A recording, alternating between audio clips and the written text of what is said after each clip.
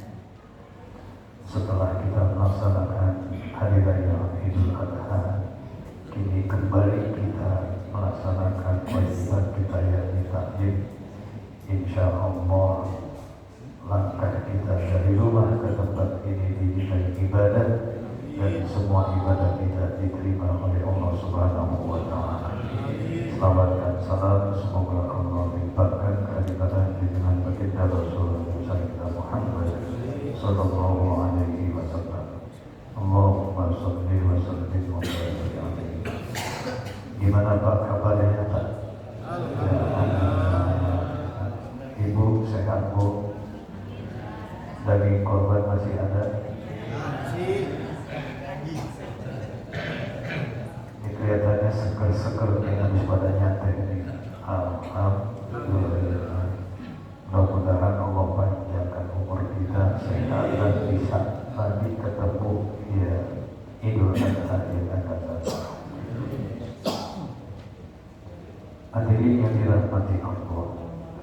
awali dengan satu cerita.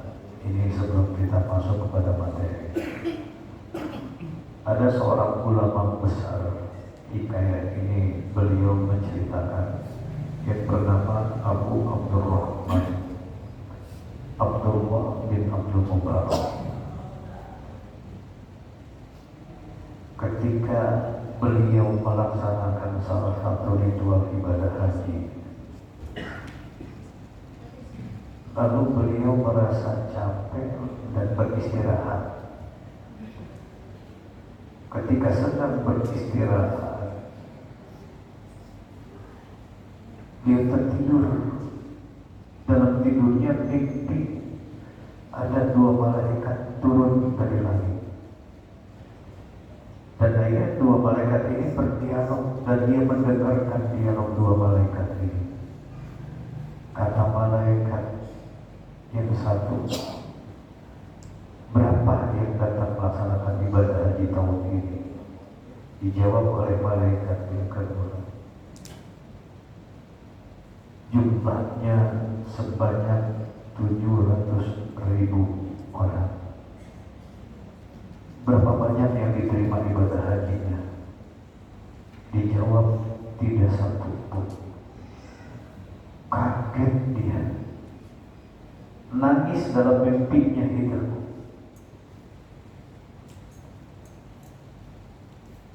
Lalu dia sampai berkata, orang yang melaksanakan haji itu dari berbagai penjuru dunia, dengan bermodalkan yang begitu banyak, capek yang tiada tertahankan, melewati gurun pasir yang begitu luas. Berarti kalau hajinya tidak diterima, sia-sia.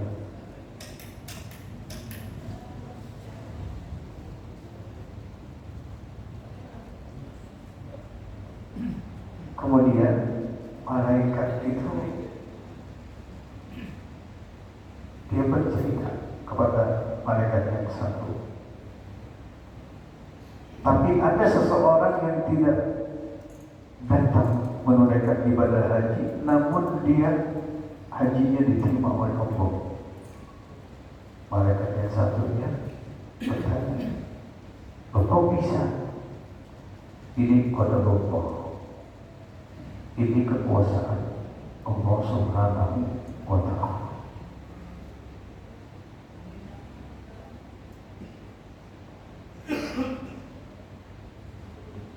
Setelah dia bilang ada, dan itu orang tersebut adalah seorang tukang sol sepatu yang bernama Sa'id bin Quhafah.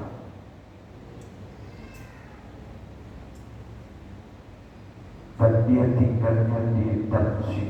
Kalau sekarang ini disebutnya Damaskus, Syria. Mendengar ini, dia terbangun dari tidurnya nih. Yang ulama terkenal ini. Begitu dia terbangun dari tidurnya, dia kepengen, kalau udah selesai menyelesaikan ibadah haji, dia kepengen menuju mencari rumah Sa'id bin Muhammad tadi. Cerita singkat, selesai dia melaksanakan ibadah haji, nggak langsung pulang ke rumah, tapi dia langsung menuju Damaskus, Syria. Hampir setiap tukang sol dia tanya, apakah ia yang namanya Sa'id bin Muhammad?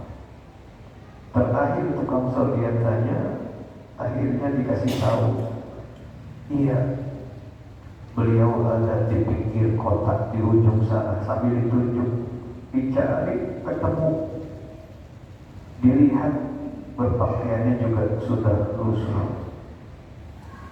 Beri salam si ulama ini, kemudian dia bertanya, apakah Anda yang bernama Abdullah Sa'id bin Muhammad? Iya, betul. Ada Tuhan.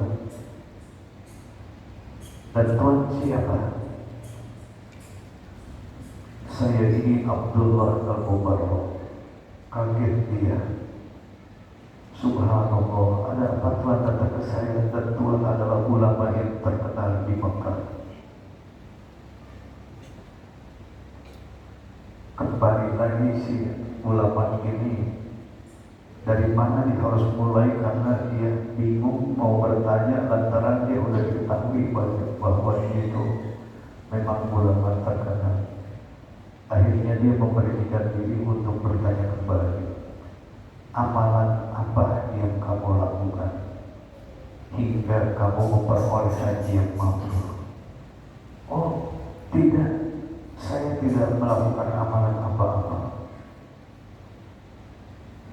Kemudian,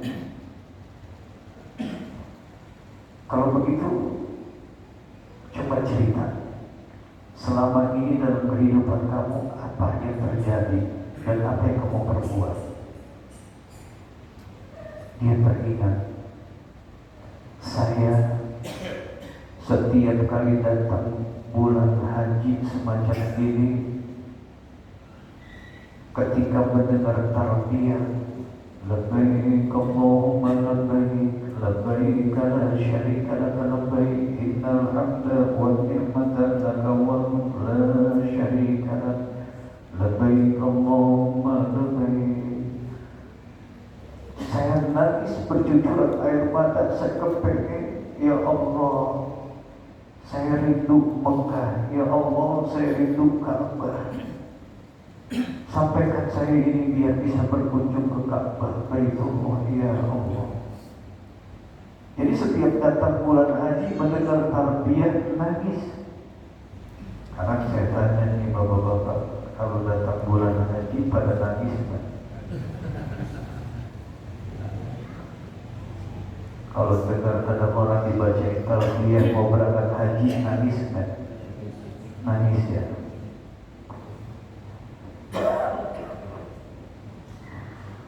Saking pengennya,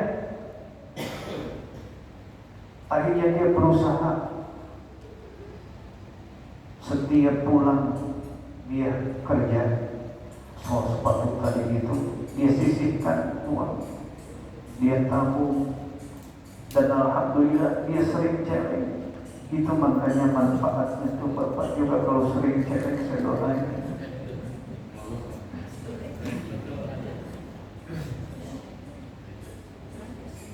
Jadi kan orang ada yang kepengen banget pergi haji tapi kemampuannya karena terbatas. Dan saya tanya jujur Pak, jawab, pengen gak pergi haji? Nah, insya Allah mudah-mudahan. Bahkan yang udah pergi haji keinginannya bisa lebih kencang daripada yang belum. Jadi orang haji itu kayak orang kawin Pak, udah sekali. Tanya Pak Yudena.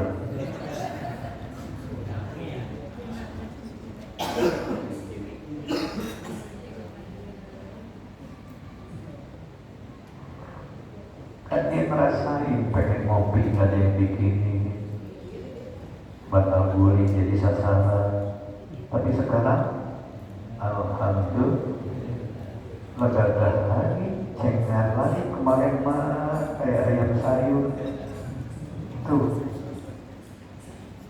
Makanya jangan lama-lama jadi duda kalau bisa. Hadirin, lalu saya nabung dan alhamdulillah tahun ini saya dapat 350 dirham, cukup untuk ongkos berangkat haji. Namun ketika saya mau berangkat, istri saya ngidam. Ini pelajaran buat kita Pak Jena, kalau istri ngidam jangan ditinggal kemana-mana. Ya. Udah lagi ngidam belum?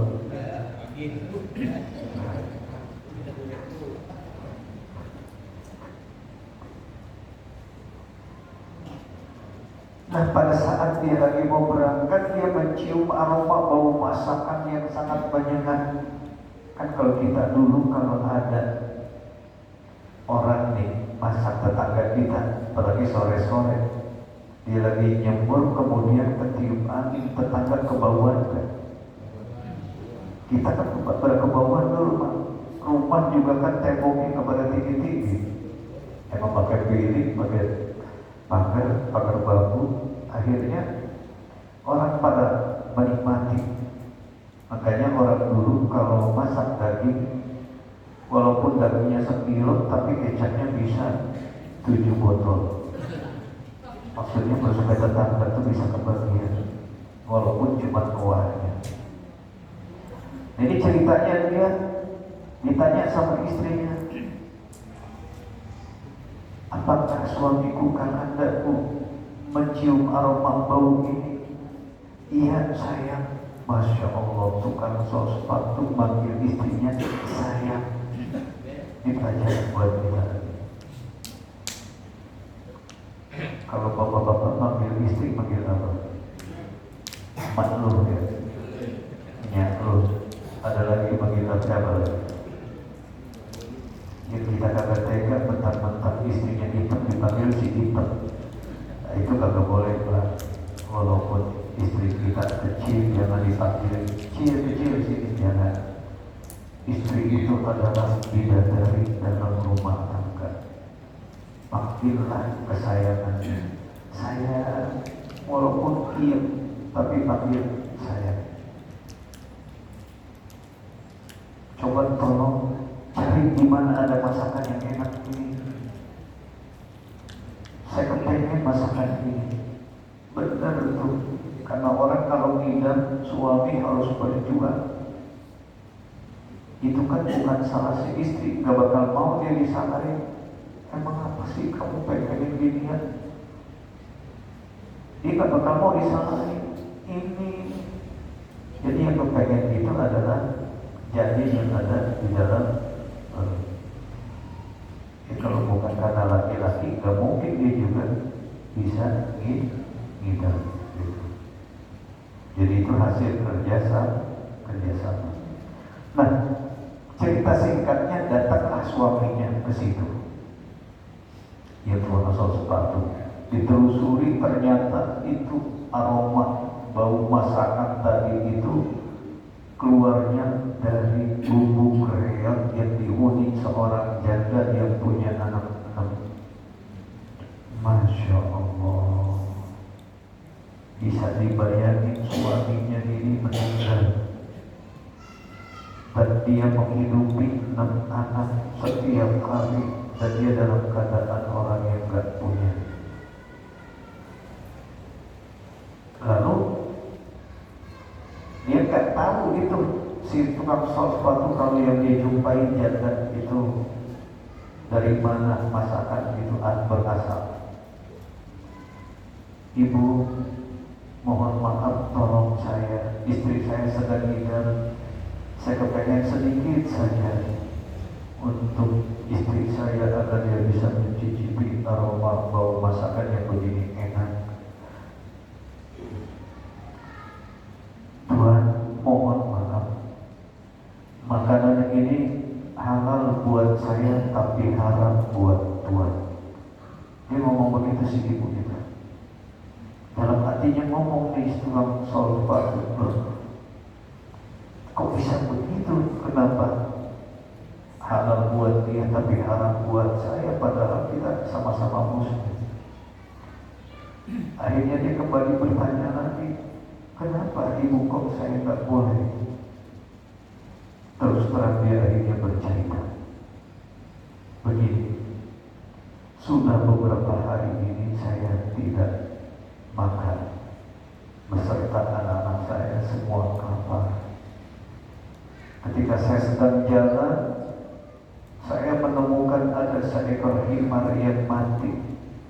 Lalu saya ambil dagingnya, sebagian dagingnya, kemudian saya masak. Hewan kalau udah mati kan sebutnya bangkai. Bangkai itu kan haram. Kalau saya nggak masak, lalu saya nggak makan, maka saya sekeluarga akan mati karena mati kelaparan. Mendengar ini nangis si tukang sol sepatu ini. Ini Pak, kita makanya disuruh peduli sebentar lagi akan datang bulan Muharram, di mana bapak-bapak juga udah ngitung bahwa di sini lingkungan sini itu udah sekitar 50 janda ya. PRT, ada berapa PRT? Saya nanya ke sono aja dah.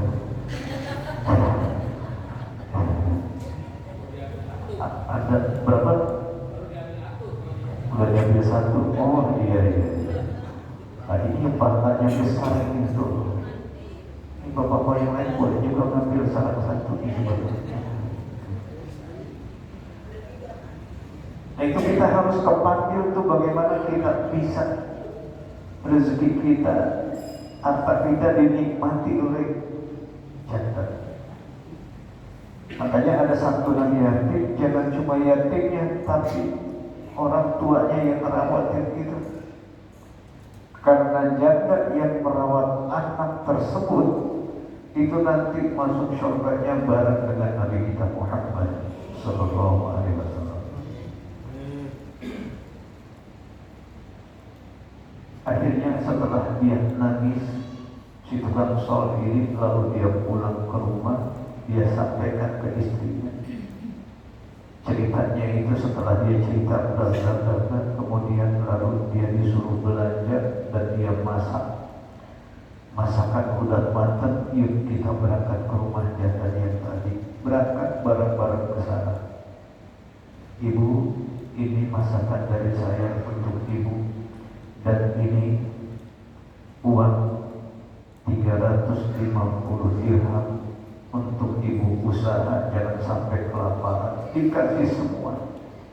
Si ulama tadi itu kagum, jadi Anda gagal pergi haji. Iya, uangnya diserahkan si janda. Kira-kira Pak, kalau di kita ada gak Pak?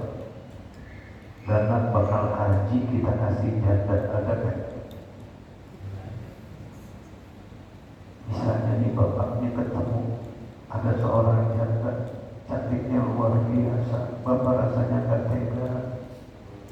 Karena bapak punya duit, dia buat setoran haji, tapi karena kasihan sama janda tadi itu, lalu bapak datangin ke rumahnya, lalu bapak kasih duit 50 juta.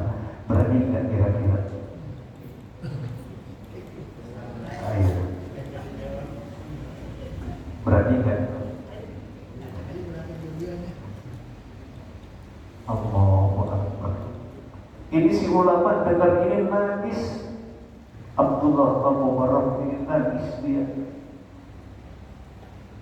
Pantas aja ini dia walaupun gak berangkat haji, tapi ibadah hajinya diterima oleh Allah Subhanahu wa Ta'ala. Tapi lantaran karena niatnya tadi yang tulus. Pantas Nabi Musa ketika sedang berdialog dengan Allah, ya Allah, saya sudah beribadah kepadamu sesuai dengan apa yang kau perintahkan. Mana dari ibadah saya yang kau senangi ya Allah? Apakah dari sholat saya? Kata Allah, tidak. Sholatmu itu hanya untukmu, agar kamu terhindar dari perbuatan keji dan munkar. Atau karena zikir saya? Tidak. Zikir juga karena untukmu sendiri, supaya hatimu tenang. Atau karena puasa saya? Tidak. Puasa juga karena untukmu, agar kamu bisa mengejar hawa nafsu. Lalu apa ya Allah? Ketika kamu bisa membahagiakan seseorang dengan hartamu dan kamu berinfak, di situ aku berada di sampingnya. Itulah yang paling aku sukai. Jadi ceritanya kita hidup gak boleh pelit. Masya Allah. Nyenangin orang walaupun cuma segelas kopi hadirin, tapi itu senang dan kopi itu diminum.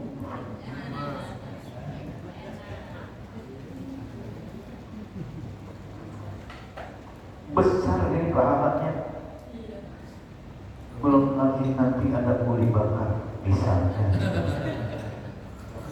Tapi kita enggak nyari makanan, enggak. Kalau kan udah datang dari siapin. Kagak yang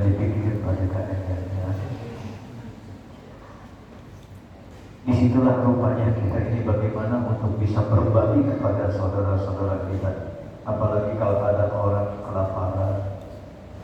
Makanya saya tertarik banget dengan Gubernur Jawa Barat, di mana ketika dia singgah ke sebuah rumah orang yang dilihatnya gak punya, sampai pendaringannya dia lihat, begitu di lowong kosong, nangis langsung dia belanjain beras. Kita juga belum punya pemimpin yang seperti itu hadirin. Meskipun di Jakarta duit ini triliunan, tapi masih banyak orang yang kelaparan sebetulnya. Nah, oleh karenanya kita terkadang kesentuh. Darinya kita tahu, ayat Al-Qur'annya kita paham, tapi prakteknya berasnya luar biasa. Kita mau berangkat sembahyang Jumat saja, ini datangnya ke dapur nih, bapak-bapak, maaf nih, nyari recehan yang istrinya habis kembalian belanja sayur misalnya. Walaupun di kantongnya dia bawa ada 20.000, 10.000, 5.000, 2.000, kotak lewat, yang ditaruh yang mana? Ayo brother. Di kantongnya ada pecahan 20.000, 10.000, 5.000, 2.000, yang dimasukin ke kotak itu yang berapa? Ini kita buat. Itu bakal diri kita, itu amal kita yang sebenarnya, itu di harta kita yang sebenarnya. Adapun ketika kita meninggal, kita tinggalin, itu belum tentu jadi harta kita. Maaf, digandul hektaran, ada orang meninggal, dia tinggalin di pinggir jalan, masya Allah, dia tinggalin ada fitness, ada bengkel mobil. Pasti apa yang terjadi setelah dia meninggal? Sekarang dijual sama anak-anak. Itu berarti bukan lagi milik kita. Yang kita bawa itulah baru yang milik kita. Makanya afdolnya beramal itu ketika kita masih hidup. Ya. Ini sebagai mukadimah. Kita lanjut.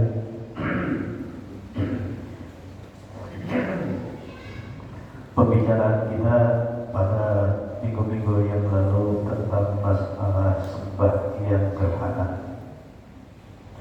Kalau gerhana matahari disebutnya kusufi syamsi. Kalau gerhana bulan disebutnya kusubil qamar. Tapi pemahamannya sama, yakni sholat gerhana. Wa yaktubul imamu ba'dahuma, dan si imam itu berkhutbah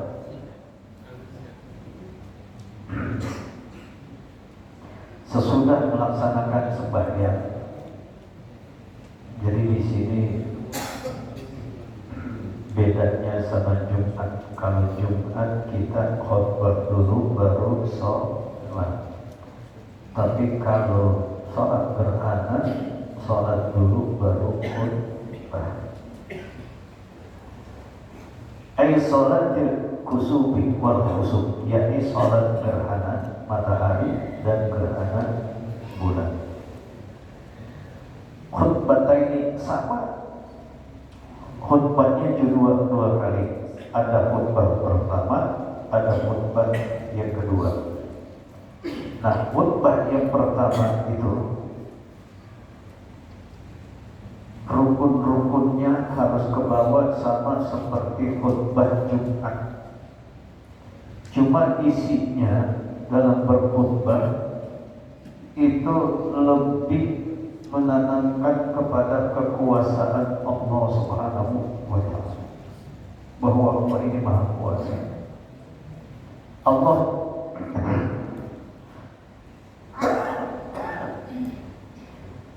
ingin menunjukkan kekuasaannya. Bagi Allah bisa saja kalau misalnya planet itu bertabrakan, tapi kan tidak demikian. Allah tidak sedolim itu. Dia perlihatkan betapa mestinya matahari secara full itu bisa menyinari bumi, tapi karena terhalang akhirnya sinar matahari itu meredup, ketutup dan bagaikan gelas malam. Itu yang disebut dengan gerhana matahari. Nah disitulah si khotib harus menyampaikan, mendorong manusia agar dia semangat untuk kembali kepada Allah, perbanyak istighfar, perbanyak taubat. Mungkin ini peringatan buat orang-orang agar dia bisa memperbaiki hidupnya. Biar bagaimanapun orang itu harus selalu dikasih ingat. Tudzakir fa inna dzikratan ta'umul mu'min. Berikan peringatan, karena peringatan itu sangat penting buat orang beriman. Ini kita baru setiap Jumat sebagai ajang pertemuan umat Islam, ada sembahyang Jumat dan di situ khotib menyampaikan berbagai macam peringatan. Yang jelas pada saat pelaksanaan Jumat itu sang khotib ketika naik, lalu ada yang dia sampaikan pesan itu baik berdasarkan ayat Al-Quran maupun hadis Nabi kita Muhammad sallallahu alaihi wasallam. Nah, kalau sekiranya manusia itu nggak dapat pesan, nggak dapat peringatan, lalu bagaimana dia bisa mempedomani Al-Quran atau dia mempedomani hidup ini kalau bukan pegangannya dari petunjuk Allah dan Rasulnya? Itu beruntungnya kita ikut berjamaah atau kita melaksanakan sholat Jumat. Makanya dianjurkan sembahyang Jumat itu kalau bisa datangnya lebih awal agar kita bisa mendengarkan khutbah yang disampaikan oleh para khotib. Ada nggak yang datang sembahyang Jumat begitu udah mau komat baru sampai? Hah? Masa sih? Ada nggak yang datang yang khotib udah naik, udah di pertengahan khutbah baru datang? Ada nggak? Padahal ini kan satu paket. Ini hati-hati. Orang berangkat Jumat itu ada 5 kloter. Saya ambil kalimat kloter itu karena rombongan haji itu kan pakai kloter. Kalau kloter pertama, hadiahnya nih orang yang menunaikan Jumat itu bagaikan dia berkorban seekor onta. Onta ini binatang yang di atas sapi ataupun kerbau, berarti hebat luar biasa. Itu orang-orang dulu tuh kalau sembahyang Jumat makanya jam 10 pagi itu udah mandi, walaupun mandinya disorongkan. Dulu kan disorongkan mandi ya. Ingat nggak hadirin? Tapi sorongkan masih bening airnya, nggak kayak sekarang. Kalau sekarang ada nggak yang masih mandi disorongkan? Kalau berani kan ada ya. Kalau dekat kali mandi ke kali. Itu jam 10 mereka tuh udah pada siap-siap. Walaupun dia suka ke pasaran, kalau tengah misalnya hari Jumat dia nggak ke pasaran karena dia takut nanti terlambat. Orang dulu sangat menjaga di orang tua kita, masya Allah. Datanglah dia, getar. Padahal dulu nggak ada speaker. Paling cuma kodenya pakai beduk. Pagi-pagi itu biasanya tuh masjid udah bunyi tuh kalau beduk itu panjang. Orang ingat tuh, oh ini hari Jumat. Sehingga meskipun dia petani, paling jam 9 dia udah pulang, jam 10 dia mandi, rapi-rapi berangkat untuk sembahyang Jumat. Itu orang yang datang pertama, itu pahalanya sama seperti dia berkorban seekor onta. Ada nggak di sini yang datang jam 10:30? Ada ya? Kloter pertama jam 10:11 dia udah datang. Katanya si Pak Jena dapat kabar, katanya dia datang. Yang kedua, waman roha fi haniya, kalau dia datang kloter yang kedua, itu sama seperti dia berkorban seekor sapi. Masya Allah, luar biasa pahalanya besar. Satu ekor sapi seharga 7 orang berkorban. Kalaupun kita belum bisa untuk berkorban seekor sapi sendiri, maka sering-sering sembahyang Jumatnya ya di jam 11 sudah datang. Padahal di sini ya Bang Jaya baru lagi rapi-rapi, tapi tidak mudah datang. Di saya itu Pak, ada orang yang jam 10 sudah datang. Istiqomah sampai sekarang saya perhatikan, Masya Allah, jam 10 sudah datang, jam 10 sudah datang. Nah di sini beruntung banget kalau datang jam 10 kopi udah disiapin di sana. Udah ada kopi. Sebetulnya nggak usah repot-repot itu. Ya, artinya udah dapat pahala kayak berkorban otak, kemudian bisa ngopi kan. Kemudian siapa orang yang datangnya di kloter yang ketiga, itu sama seperti dia berkorban seekor kambing. Masya Allah, luar biasa. Kambing kibas lagi. Dan siapa yang datangnya di kloter yang keempat, sama seperti dia berkorban seekor ayam. Ini beruntung juga nih, walaupun masih dapat seekor ayam. Dan siapa yang datang di kloter yang kelima, sama seperti dia berkorban sebutir telur. Kira-kira mana banyak Pak yang berkorban seperti sapi apa seperti telur di hikon kita ini? Itu yang udah tinggal 5 menit lagi mau waktu baru datang. Nah kalau sudah masuk waktu ditutup oleh malaikat, kalaupun dia datang cuma sekedar menggugurkan, tapi dia tidak dapat pahala Jumat.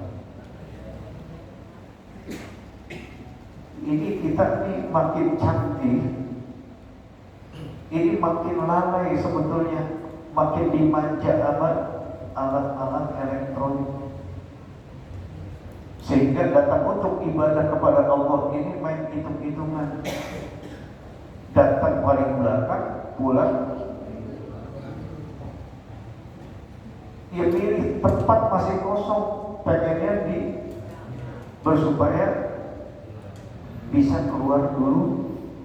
Padahal dulu Pak, siapa orang yang habis bayar Jumat dia baca Musambihat 77, Fatihah 7 kali, Qul Huwallah 7 kali, Al-Ikhlas, kemudian Al-Falaq 7 kali, An-Nas 7 kali, lalu ditutup dengan Ilahilas Tudil Firdausi Wala aqwa'in Nabil Jadini Bahita Wabatawwa Firdunubi Fa'innaka Ghafirul Zambil Alim. Sebanyak 3 kali baru berdoa.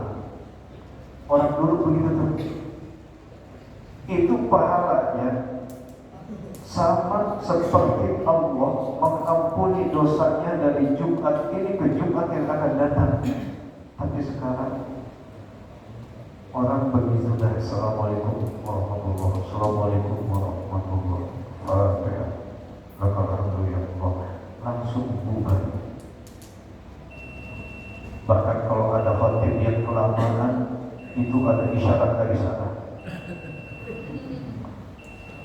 Ini kita ini Masya Allah kekuatan untuk mendengarkan khutbah aja terbatas. Ini Pak saya kasih tahu nih. Kekuatan kita untuk menerima atau mendengarkan mau'izah itu paling lama 15 menit. Itu kekuatannya sebetulnya. Makanya mengapa ditulisin di sini ada khutbah kurang lebih 17 menit. Emang segitu kekuatan orang. Selebihnya ada baru 5 menit nyindir di tiang, kemudian udah begitu di bawah kipas angin, ini AC nyala. Ada juga yang pakai kacamata hitam disangka sama khotib itu dia khusyuk banget, padahal tidur. Saya pengalaman melihat Bapak Hadirin itu kadang dari pojok sana saya lihat, Masya Allah, ini orang khusyuk banget menurut kita nih. Padahal ya, ini saja yang saya sampaikan hari ini, mudah-mudahan ada manfaatnya dan insya Allah Allah panjangkan umur kita, Allah sehatkan afiat kita, Allah murahkan dan berkahi hidup kita. Al-Fatihah. A'udzu billahi minasyaitonir rajim. Bismillahirrahmanirrahim. Alhamdulillahi rabbil alamin.